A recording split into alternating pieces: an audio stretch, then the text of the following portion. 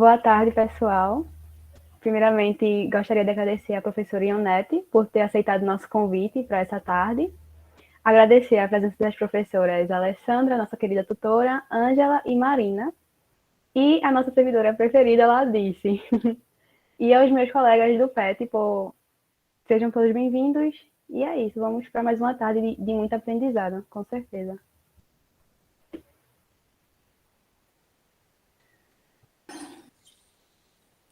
Boa tarde, pessoal. Queria agradecer ao PET, né, e especialmente à professora Alessandra pelo convite de poder estar aqui contribuindo um pouquinho e aprendendo também, né, porque isso é uma troca. Falar de empresas familiares é algo que está muito próximo de todos nós, né, a gente sempre tem alguma empresa familiar perto e a gente vai ver isso. Então, assim, é muito bom poder estar aqui com vocês, conversando e falando um pouco sobre esse assunto. Eu vou abrir aqui os slides, que é para a gente ir acompanhando de uma forma mais visual. Só um minutinho.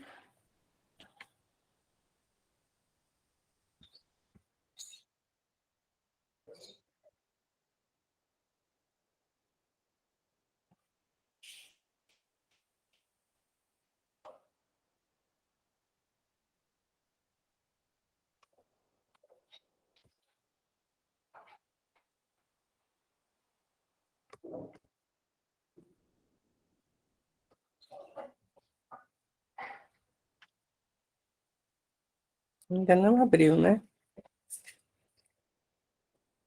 Está carregando agora, professora. Pronto. É a internet.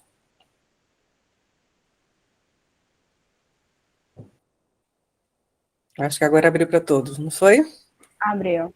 Isso. Abriu. Então, vamos lá, vamos falar um pouquinho dessas empresas familiares. Então, assim, eu vou estar na outra tela, e qualquer coisa, eu acho que eu vou ter mais ou menos uns 40, 50 minutos para falar, foi mais ou menos isso que eu me programei para a gente ir conversando. E aí, qualquer dúvida, a gente vai tirando no final, certo? Aí vai ficar aberto para as perguntas. Então, vamos lá. Bom, eu acho que uma das coisas principais que a gente precisa entender é o que é uma empresa familiar, né? O que são empresas familiares? O que é que se caracteriza como uma empresa familiar? O que é que a gente chama de empresa familiar? E aí a gente tem algumas definições na literatura, né? E uma delas diz que são companhias privadas, né, cujo controle pertence a membros da mesma família e assim permanece com o passar das gerações por essas famílias. E aí isso é interessante porque eu já vi muita gente achar que a empresa familiar, dentro da empresa familiar, é aquela empresa que, obrigatoriamente, toda a família tem que estar lá dentro, que é preciso que todos os membros do quadro de gestão e boa parte dos funcionários, eles sejam da família, né, para caracterizar uma empresa familiar. E não é bem assim, né? Existem grandes empresas, né, inclusive empresas de capital aberto, com gestão profissionalizada, então tem gestores que não fazem parte da família, que atuam dentro dessas empresas, por exemplo, e que são consideradas empresas familiares, né? Porque a maior parte das ações, apesar de estarem, a gente vai ver, colocadas no mercado, na Bolsa de Valores e terem outras pessoas, né, como acionistas, elas são as famílias, né, que estão tomando conta, né, dessas empresas. Então, o importante, quando a gente pensa numa empresa familiar, é que a posse da empresa, né, que o alicerce dessa empresa, do patrimônio, seja da família, e que existe a intenção, né, de que esse negócio ele seja perpetuado, ele passe para outras gerações, né? E aí existem alguns autores que definem, né, eles trazem três tipos de empresas familiares. As empresas familiares tradicionais, né, a empresa familiar tradicional, que é aquela empresa que normalmente a gente vê mais, né? São aquelas empresas de capital fechado, né? A maioria das nossas empresas brasileiras são as micro e pequenas empresas, aquelas que a gente vê crescer pequenininhas, né? Nascem pequenininhas, que a gente vê uma família ali se unindo porque enxerga uma oportunidade, ou porque enxerga, ou porque tem necessidade como forma de sobrevivência, né? Agora, nesse período de crise mesmo, nós vimos muitas empresas nascendo, porque muitas pessoas terminaram perdendo o emprego e terminam se unindo, né? A família se unindo e criando aquela empresa, né? Então, as empresas familiares, ela costuma ser exercida exclusivamente por membros da família, né, nesse grupo, né, nessa empresa familiar tradicional, e há pouca transparência quando a gente pensa financeira e administrativa, porque é a família que toma conta e isso não está exposto para a maioria das pessoas. Então, é o que a gente chama de empresa familiar tradicional, que está composta principalmente por micro e pequenas empresas, onde a gestão está principalmente, ela está com a família. E são os membros da família que estão tomando conta daquela empresa. Outro tipo de empresa que a gente chama de empresa familiar é a empresa familiar híbrida, né? Nesse tipo de empresa, ela tem o capital aberto, ou seja, qualquer pessoa ela pode se tornar sócio comprando ações na Bolsa de Valores dessa empresa, então ela coloca uma parte das suas ações na Bolsa de Valores, onde as pessoas podem comprar essas ações, mas, apesar disso, o controle da organização ele permanece com a família, porque ela tem, né, a maior parte das ações. Então, 51% das ações dessa empresa ela permanece com a família, né? Então, a família é o sócio majoritário. Então, continua do mesmo jeito, sobre a responsabilidade dele, de gestão maior, é a família que está ali à frente. Agora, isso não implica que se tenha gestores que não fazem parte da família e que atuem dentro dessa empresa em certos cargos de gestão, né? Ela está aberta a isso, e essas pessoas elas entram para fazer um diferencial.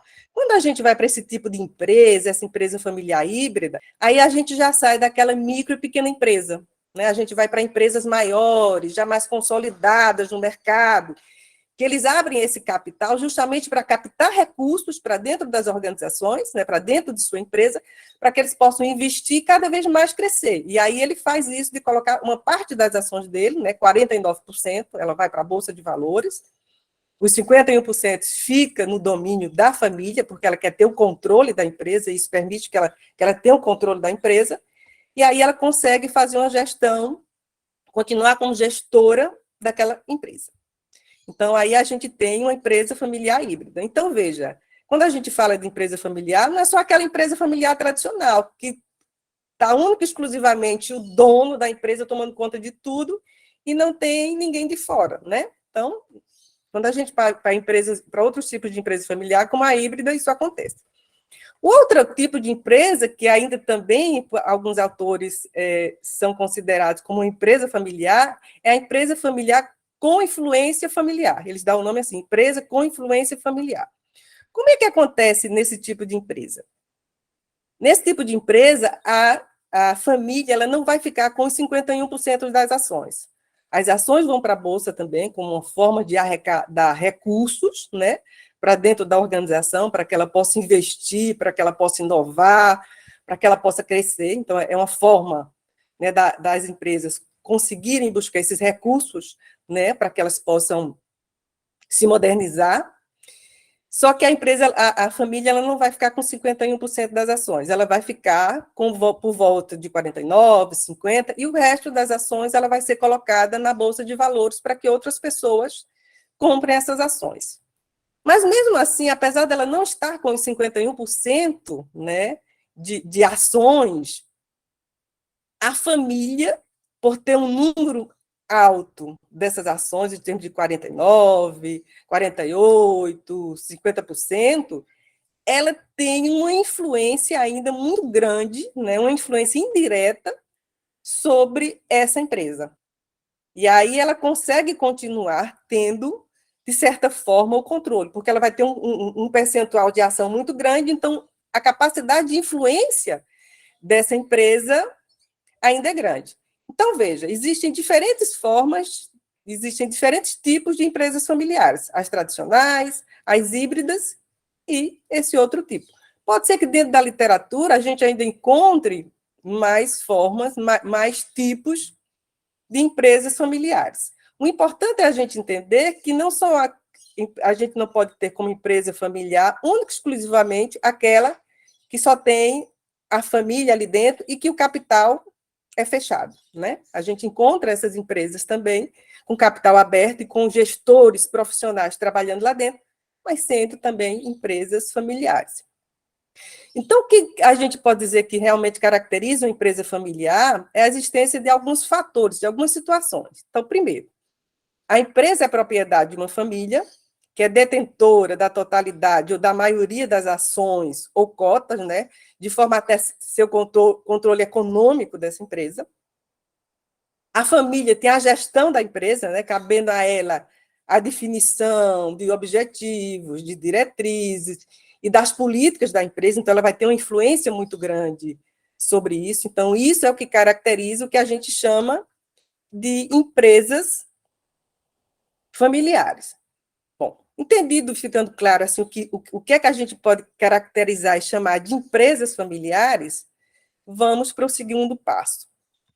Nós temos no nosso país, estima-se, né, que entre 80% e 90% das empresas brasileiras elas sejam familiares.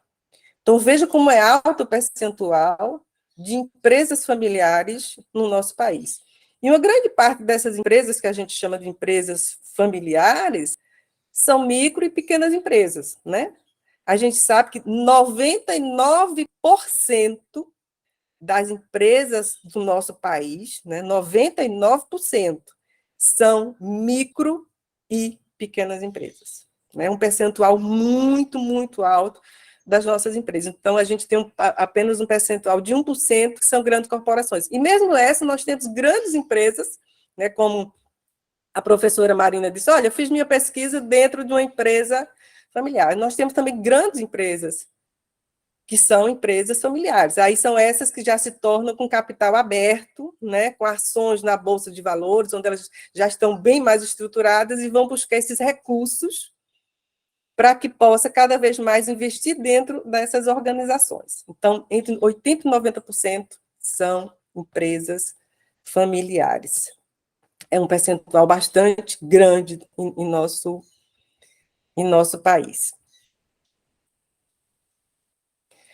E aí é uma coisa interessante, porque assim, em uma pesquisa realizada há pouco tempo agora, né, tá exposto aqui no Retrato de Família, ela foi feita pelo Instituto Brasil junto com o KPMG, e essa pesquisa foi feita junto a micro e pequenas empresas e a grandes empresas, para saber justamente essas empresas familiares qual é a longevidade dessas empresas. E as que responderam à pesquisa, vejam como é interessante, 1% chega até os 5 anos de vida. Né? Entre 6% e 10% só sobrevivem 5%. De 11 a 20 anos, 10%. E aí a gente pode ver, então, por exemplo, essas empresas que fecham as portas, que não conseguem chegar, passar mais de 5 anos, essas empresas familiares, são principalmente aquelas micro e pequenas empresas, né? Porque são empresas que nascem ainda, uma boa parte, às vezes, é por necessidade. Às vezes, os gestores dessas empresas, eles não conhecem direito o mercado, eles não fazem uma pesquisa adequada para o tipo de negócio eles vão colocar, né? Então, existe um monte de dificuldades que muitas vezes aparecem dentro dessas micro e pequenas empresas que não conseguem chegar a 5 anos de vida. Então, elas terminam morrendo pelo meio do caminho. Aquelas que a gente começa a ver um percentual já um pouco maior de sobrevivência, né, se tornando mais tempo no mercado, são aquelas empresas que eu digo que elas conseguem fazer o dever de casa, né? Professor, e o que é fazer o dever de casa, né? O que é que a gente pode chamar de fazer o dever de casa?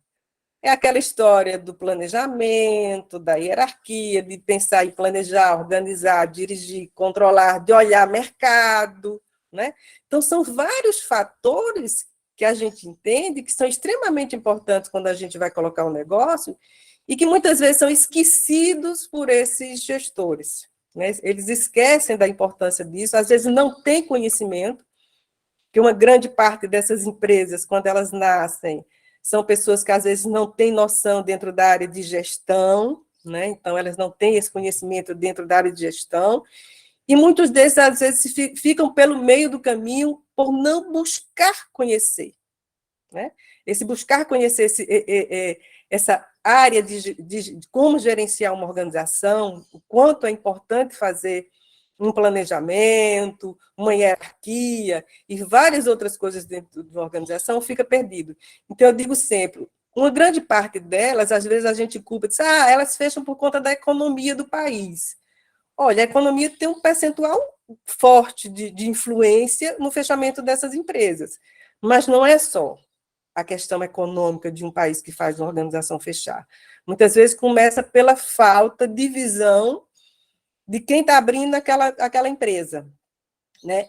De olhar uma oportunidade, algo que no mercado você olha e diga, olha, ali tem uma chance de eu abrir um negócio, porque existe uma carência daquele serviço, existe uma carência daquele produto que as grandes empresas não estão atendendo, e que eu posso investir ali, e aí vou ter um retorno sobre isso. Então, muitos não olham isso, e muitos acontecem muito mais, às vezes, por necessidade, e aí, na hora do desespero, na hora de vontade, na hora porque precisa de sobreviver, porque muitas vezes foi colocado para fora do emprego, né? E aí se junta a família e diz, olha, o que é que a gente vai fazer agora? Olha, vamos botar um negócio.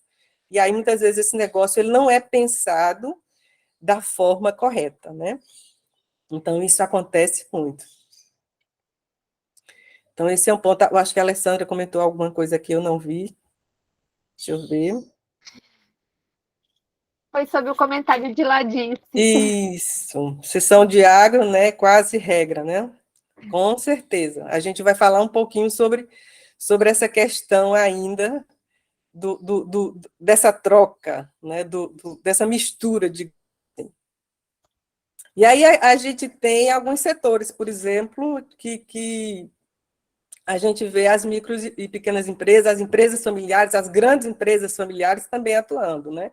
Esse daqui é resultado de uma pesquisa, né, que foi feita sobre o setor de atuação, né, foi pela Instituto Brasil, pela KPMG, e nessa pesquisa ele aparece aqui, olha, o agronegócio como, né, 19% a gente tem grandes empresas e muitas empresas pequenas, médias e grandes dentro da área do agronegócio, empresas familiares, né? A questão do atacado e varejo, dos serviços, né? Então, a gente tem empresas familiares praticamente em todos os setores que a gente imaginar no nosso, nas organizações. A gente vai encontrar em todos os setores. Bom, e aí a gente fica se perguntando, bom, empresas familiares, quais são os erros e os acertos? O que é que faz, como a gente viu ali, algumas terem uma longevidade e outras terminarem, infelizmente, fechando as portas, não chegando a 5 anos de vida, né? E aí a gente vai entrar agora em coisas como, por exemplo, Ladice e a Alessandra acabaram de montar. Mas eu gosto sempre de começar pelos pontos positivos, né? Vamos falar primeiro quais são os pontos positivos das empresas familiares, né? O que é que a gente tem de positivo quando a gente pensa em empresa familiar? Então, uma das coisas que eu acho maravilhoso, eu acho linda, é que a gente for olhar dentro das empresas familiares, existe um nível muito alto, a gente tem que sempre se lembrar que isso pode entrar como um ponto positivo, mas que em algumas horas a gente vai ver isso como um ponto negativo, que nem sempre a gente vai encontrar esses níveis altos de comprometimento e confiança. Mas quando a família ela consegue ter esses níveis altos de comprometimento e de confiança, isso faz com que essas empresas elas se expandam e ganhem longevidade, né? Porque o comprometimento das pessoas que estão dentro de uma organização é algo extremamente importante, né? Esse comprometimento. E aí a gente vê muitas vezes, e eu já vi isso em estudos, em muitos estudos, é que a gente diz assim que a empresa ela termina se expandindo para dentro das residências, né? Então, quantos almoços de final de semana, jantares, a gente vê ali, às vezes, a família conversando sobre a empresa, e ali terminam saindo grandes ideias, soluções de problemas, enxergam algum mercado que, às vezes, você sozinho não consegue enxergar. Então, essas conversas, muitas vezes familiares, que saem de dentro da organização e vai para dentro das casas dessas pessoas, são extremamente importantes. E quando a família é unida, quando existe essa vontade e esse discernimento, isso faz com que as empresas elas possam crescer de uma forma fundamental, né? Então, isso é extremamente importante. Aí eu lembrando, quando existe um nível de comprometimento, de confiança, e que a família é unida para isso. Porque se a gente for ver em algumas famílias que não existe esse comprometimento, não existe essa confiança, a empresa não é unida, e aí a gente vai ver justamente o oposto. A gente vai ver brigas, conflitos, e aí essas organizações elas não conseguem crescer, porque havia a disputa por poder, por cargo, a minha ideia é melhor do que a tua, né? Ou eu tive essa ideia e você não implantou, e aí esse conflito é o que gera, muitas vezes, muitas empresas que a gente vê termina fechando. E quando a gente for falar um pouquinho mais na frente, a questão da sucessão, né? A sucessão é um dos desafios que a gente vai falar um pouco dentro dessas organizações. A questão da agilidade é outro ponto forte, né, na tomada de decisões, porque muitas vezes a gente tem um comando único, é um comando mais centralizado. Quando a gente vai para as micro e pequenas empresas, isso muitas vezes ajuda a tomar decisões rápidas em momentos de emergência, isso tem um lado positivo, mas a gente também pode ver que, às vezes, pode ter um lado negativo, porque essa decisão tomada, muitas vezes, de uma forma rápida, muitas vezes esses gestores podem estar esquecendo de olhar pontos extremamente importantes, de conversar e discutir com outras pessoas, e essa tomada de decisão, muitas vezes individual e centralizada, pode levar a prejuízos para dentro da organização. Então, veja, a gente tem coisas positivas, né? E que, ao mesmo tempo, dependendo de como ela acontece dentro da empresa, ela não vai ser vista como uma coisa positiva, né? Então, tudo depende da família, como essa união, como essa visão que se tem. É por isso que, muitas vezes, a gente escuta dizer assim, olha, existem empresas familiares e famílias empresárias, né? Então, essas empresas familiares, muitas vezes, a gente vê um monte desses conflitos, né? E quando a gente vai para essa discussão mais de famílias empresárias, são aquelas famílias que têm muito mais uma visão bem empresária, de pensar na hierarquia, de as decisões não serem tomadas só com emoção, mas a razão vem junto, a avaliação do mercado, a conversa, a discussão são pontos extremamente importantes quando a gente pensa nas decisões que são tomadas dentro da organização. Pode vir, sim, né, agilidade na tomada de decisão, quando a gente tem um comando único e centralizado, né, pode ocorrer como um ponto positivo dentro de uma organização, mas ela também pode aparecer como um ponto negativo. O desenvolvimento em conjunto, né, então a gente vê muitas empresas, muitos familiares dizem assim, olha, a gente precisa se qualificar, a gente precisa buscar conhecimento, olha, eu tenho mais habilidade em tal área, então eu vou buscar esse conhecimento e vou atuar dentro dessa área. Você tem mais facilidade dentro dessa outra, então vai buscar conhecimento aqui e juntos, né, eles buscam esse conhecimento. Por quê? Porque a família ela tem interesse que aquilo se perpetue, que a empresa cresça. Por quê? Porque muita gente ali dentro daquela empresa e a sobrevivência daquelas pessoas, elas dependem daquela organização.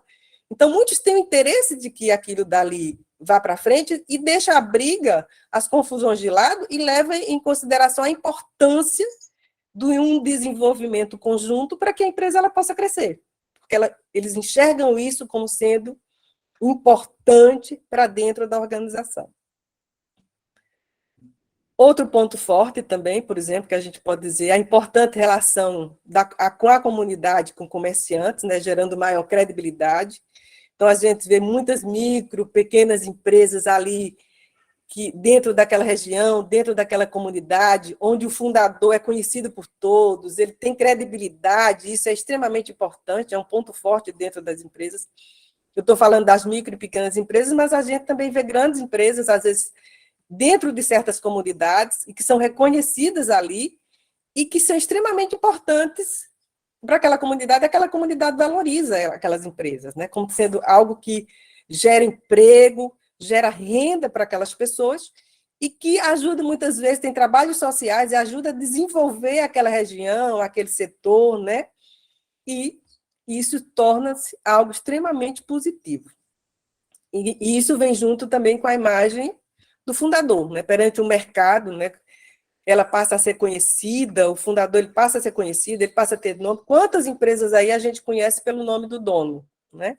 Então, é um ponto positivo quando a gente pensa dentro das empresas familiares. Outro ponto que a gente vê muito é a questão da disposição das famílias para investir o capital próprio, né? Isso significa que essas empresas, muitas delas, elas não precisam ir buscar dinheiro em banco. Então, aquele dinheiro, às vezes, que está guardado no investimento, eles terminam sendo aplicado dentro das organizações. E aí eu não vou estar pagando juros altos, muitas vezes, em bancos, que eu digo sempre, quando a gente investe, quando a gente vai buscar capital em um banco, a gente está tomando ele como sócio. É mais um sócio onde eu vou estar trabalhando, ele não vai estar trabalhando em nada, mas eu vou estar trabalhando e dando uma partezinha do meu lucro para ele. Então, quando a gente pode evitar isso, é uma maravilha. E a gente vê isso muito dentro das empresas familiares, né? Isso acontece muito. Já vi várias famílias dizer assim, eu estou com problema financeiro. Fulano, eu tenho dinheiro, eu te empresto. Aí, não precisa pagar juros. Não, tu paga nada, não. Quando você puder, aí há tempo perdido, você vai me devolvendo. Isso é extremamente importante, é um ponto positivo. É uma família envolvida na busca de uma empresa, querendo que aquela empresa ela possa crescer, ela possa se desenvolver. Isso é um ponto extremamente positivo quando a gente pensa dentro de uma organização. E a gente vê muitas micro e pequenas empresas familiares, elas crescendo assim, né? E às vezes é um indivíduo que perde o emprego, mas recebe uma parte da indenização da empresa, e aí se juntam 2, 3, e dizem, olha, marido com esposa, são irmãos, vamos investir, vamos criar uma empresa, e eles investem ali de uma forma dentro daquela empresa e que faz com que aquela empresa vá para frente, né? E aí o envolvimento, às vezes, é muito maior, porque eles estão investindo todo o capital, muitas vezes, que tem para que aquela empresa vá para frente. Né? Então, a gente tem isso dentro das micro e pequenas empresas, e a gente tem isso também dentro das grandes empresas familiares também. Então, eu vejo isso como algo extremamente positivo. Então, assim, é o envolvimento da família querendo que aquele negócio funcione, que vá para frente, que cresça. Né? Então, quando a gente tem uma família comprometida, quando a gente tem uma família unida, né, administrando, gerenciando aquela empresa, isso é extremamente importante. Não é que as ideias divergentes elas não existam, existem, mas e são importantes, né? Aquela história do advogado do diabo. Se não tiver o advogado do diabo apontando algumas coisas, a empresa não sai do canto. Agora, isso não pode virar um conflito que atrapalhe a organização. Né? É preciso que se converse, é preciso que se vejam pontos e que se busque melhoria diante desses pontos que são apresentados. Então, esses conflitos são importantes para que a empresa caminhe. Né? Agora, ele não pode ser de uma forma que termine atrapalhando. Né? Que aí a gente vê, muitas vezes, uma disputa por poder, por cargos dentro da empresa, que isso gera conflitos enormes, e aí, com certeza, a empresa ela não vai para frente. Então, isso é algo muito importante. Mas vamos lá. Vamos ver alguns pontos fracos. Claro que podem existir outros pontos positivos, eu trouxe apenas alguns, e aí depois a gente vai discutindo mais sobre isso, né? E é um dos pontos que eu vejo assim como negativos dentro das empresas familiares, começa por, muitas vezes, contratações baseadas em critérios subjetivos. Muitas vezes as pessoas elas são contratadas não por capacidade. Isso a gente tem também entre membros da família, né? Quantas vezes a gente vê dentro de uma empresa familiar um cabide de emprego. Fulaninho está desempregado. Bota para trabalhar lá, mas o cara não tem capacidade, o cara não tem capacitação, ele não tem habilidade para isso, ele não tem competência, e aí bota no cargo que a coisa não funciona, né? Então, a gente tem que ter cuidado dentro das micro e pequenas empresas dentro das empresas familiares, de um modo geral, para que não existam esses cabides de emprego, para que as pessoas que estejam trabalhando lá seja por meritocracia, quase que não saía, né? Que sejam pessoas que tenham competência, que tenham capacidade, que tenham qualificação para estarem assumindo aqueles cargos. Porque isso gera conflito até, principalmente quando a gente vê pessoas da família trabalhando dentro de uma organização e não tem competência para aquilo dali, e aí tem vários outros funcionários que não são da família e que olham e dizem, olha, eu tenho mais capacidade, eu tenho competência, se eu tivesse ali, eu estaria fazendo muito melhor, e muitas vezes isso desestimula aquele indivíduo. Na hora que ele encontrar outra empresa que dê mais condições a ele de se desenvolver, de se comprometer, de buscar melhorias para dentro da empresa, ele vai embora. E aí essa empresa familiar ela pode estar perdendo pessoas competentes, capacitadas, né, com altos níveis de qualificação, porque colocou pessoas da família sem capacitação ali. Isso gera frustração para esses indivíduos. Então, eu vejo isso ainda como ponto fraco dentro dessas empresas, que elas precisam parar para pensar e para olhar nesse tipo de contratação, para que não gere esse tipo de conflito. E isso é interessante, porque eu já vi muita gente dizer assim, olha, Ionete, é meu irmão, ele está ali trabalhando, eu sei que ele não tem capacidade, eu sei que ele não tem competência, mas se eu colocar ele para fora, isso vai gerar um conflito com minha mãe que você não tem ideia. E aí eu prefiro que ele fique trabalhando daquele jeito. E a gente não pode pensar dentro de uma empresa desse jeito, né? A gente, como gestor, um gestor profissional, ele não pode pensar dessa forma. Mas a gente ainda encontra isso muito dentro das empresas familiares. E isso é um problema, né? Quando ela não é familiar, isso não vai acontecer. Normalmente, aquele indivíduo é colocado para fora. Outro ponto que eu vejo, às vezes, a gente pode ver como ponto digamos assim, fraco dentro das empresas familiares, é a dificuldade de separar o emocional, né, e intuitivo do racional. Eu não estou dizendo que o emocional e o intuitivo ele não é importante. Ele é importante. Mas, em alguns momentos, a gente tem que levar o racional. É como a história do que eu estava dizendo agora. Se é um indivíduo que ele não tem capacidade, ele não tem competência, o racional tem que vir em primeiro lugar. Né? Então, o emocional e o intuitivo, às vezes, ele precisa ser deixado de lado. E, muitas vezes, isso não acontece dentro das empresas familiares. A gente falou um pouco de centralização lá em cima como ponto positivo, mas, ao mesmo tempo, a gente já comentou que também pode se tornar um ponto negativo, né? Então, às vezes, a gente vê o poder sendo centralizado muito na mão de alguns indivíduos, e essa centralização ela pode gerar complicações para dentro de uma empresa. Quando a gente pensa nas micro e pequenas empresas, a gente entende que isso normalmente está centrado nas mãos daquele empreendedor que abriu ali o negócio e tem que fazer tudo e tomar todas as decisões. Mas, à medida que a empresa ela vai crescendo, ela vai se estruturando, isso não pode ficar centralizado na mão de um só indivíduo. A empresa, ela precisa, o gestor ele precisa entender que ela precisa delegar, né? Delegar poder para outras pessoas atenderem outras áreas, porque ele sozinho ele não vai ter condições de dar conta de tudo. Né? Então, isso precisa acontecer quando a gente fala dentro de uma organização. Seja era uma empresa familiar ou não, né? A centralização é um ponto extremamente difícil dentro da empresa. Então, alguns momentos, se a gente pode dizer, ela pode surgir como um ponto positivo, se você imaginar assim, olha, é uma emergência e isso gera uma decisão rápida, beleza. Mas, em outros momentos, você pode dizer, olha, aquela decisão rápida, não conversou com outras pessoas, tomou uma decisão errada. Pode ser que tenha sido acertada, mas pode ser que tenha sido uma decisão errada. Então, tem os dois lados. E a gente não pode esquecer disso.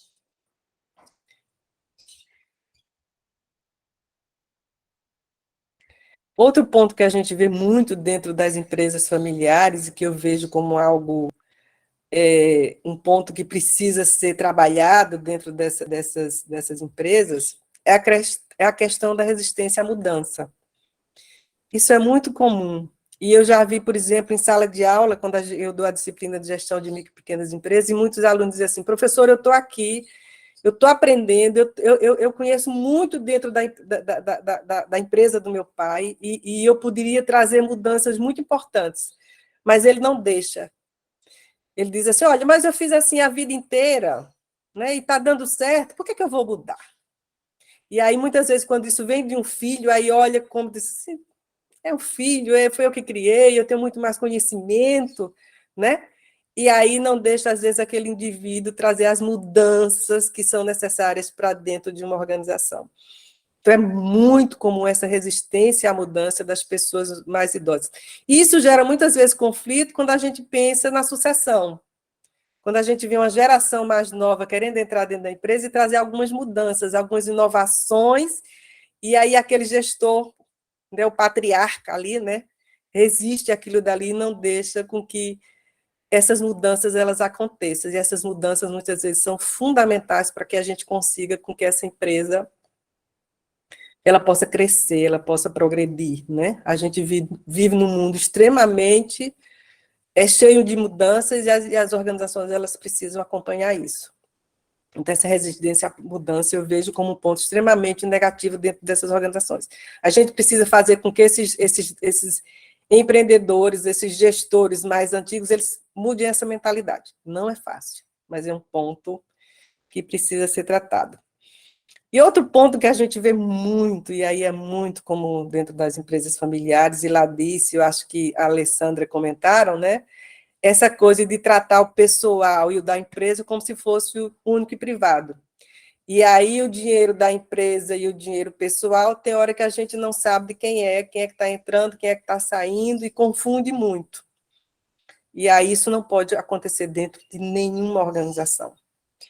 A gente tem que sempre pensar que o patrimônio da empresa, os recursos, o lucro, ele tem que estar direcionado para dentro da organização. Então, o prolabore é extremamente importante.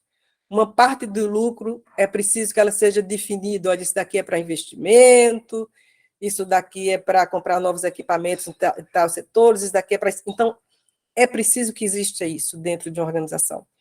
E tem que estar separado. O que é empresa e o que é da família. Os dois não podem andar juntos por hipótese nenhuma. Esse é um ponto que precisa ser tratado, e a gente vê as micro e pequenas empresas nascendo, e esse é um dos pontos que mais acontece dentro das micro e pequenas empresas familiares, quando a gente está vendo elas nascerem. Esse é um ponto central dentro dessas empresas. Então, não dá para misturar o financeiro da empresa com o financeiro do indivíduo. E aí, o que é que se faz, né? O que é que se pode fazer quando a gente pensa para que essas empresas, elas familiares, a longevidade delas cresçam? E aí está dentro da área de gestão, né? Então, é preciso que exista uma hierarquia, é preciso que a gente possa apostar na profissionalização, indivíduos competentes, né, com competência, qualificados, não só os familiares, mas os funcionários. É preciso que isso exista dentro da empresa. Onde é que começa uma atividade de um e onde é que termina, né? A importância da hierarquia é um ponto essencial dentro de uma organização. Separar o profissional do pessoal, esse é um ponto muito difícil, mas que precisa acontecer dentro das organizações familiares. O planejamento, né? O planejamento financeiro, onde é que quer chegar com a empresa, planejamento a curto, a médio e a longo prazo, e pensar numa das coisas que eu acho que é um problema dentro das organizações, é o desafio da sucessão, né? Quem é esse indivíduo que vai continuar gerenciando aquela empresa? Né? Então, é preciso trabalhar isso dentro das empresas familiares. Quem é que vai ser o sucessor? É preciso qualificar esse indivíduo. E aí eu digo que é preciso qualificar esse indivíduo, mas não é pegar o filho ou a filha e dizer assim, olha, vai para o exterior buscar informação, qualificação, e às vezes esse indivíduo vai, mas quando volta ele não conhece nada da empresa. E aí ele entra dentro da empresa, às vezes querendo fazer um monte de modificações que não tem muito a ver com a organização. Então, não pode ser desse jeito. É qualificação? É. Precisa buscar qualificação? Precisa. mas é preciso ter muito cuidado, porque aquele indivíduo ele precisa conhecer a empresa, ele precisa conhecer a realidade da empresa, como é que ela funciona. Então, eu digo sempre, precisa conhecer como é que funciona o mercado, como é que funciona a empresa, qual é a cultura, para não chegar fazendo e querendo colocar coisas que não têm sentido. Então, essa sucessão precisa ser trabalhada, né? E ver realmente quem é que tem capacidade para aquilo, quem é que gosta, porque muitas vezes dentro de uma família o cara quer ser médico e o pai diz, não, você não vai ser médico, você vai assumir a empresa. Não funciona. Não funciona, né? A gente tem que entender que isso não funciona. A gente tem que buscar aquelas que querem realmente, que gostam daquilo dali. Gerenciar não é fácil, né? Você fazer a gestão de uma organização não é fácil. Você precisa gostar, você precisa ter habilidade para aquilo, você precisa ter conhecimento para aquilo. Então, esse eu acho que ainda é um dos grandes desafios dessas empresas familiares. E aí a gente vê muitas empresas fechando, porque quando o indivíduo que abriu a empresa, que tomou conta dela por muito tempo, ele morre, quem assume não gosta, não toma conta direito, em pouco tempo essa empresa termina fechando. Ou então começa toda uma briga, né?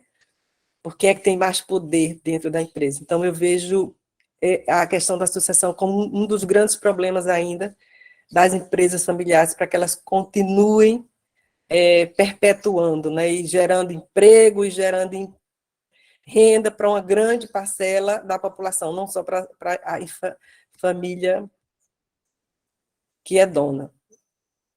Então, aqui eu deixo algumas sugestões de leituras para quem quiser falar, ver um pouco sobre empresas familiares. Esse primeiro artigo ele é de 2000, mas ele traz importantes discussões, né, uma visão bem crítica sobre as empresas familiares, eu acho bastante interessante.